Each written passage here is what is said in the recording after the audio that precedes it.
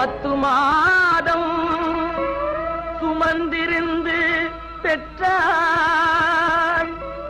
பகல் இரவாய் விழித்திருந்து வளர்த்தாள்.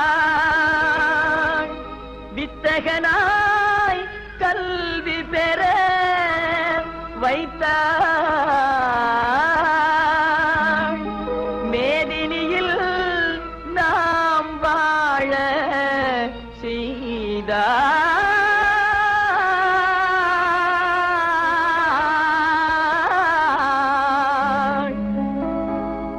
அன்னையை போல் ஒரு தெய்வமில்லை, அன்னையை போல் ஒரு தெய்வமில்லை.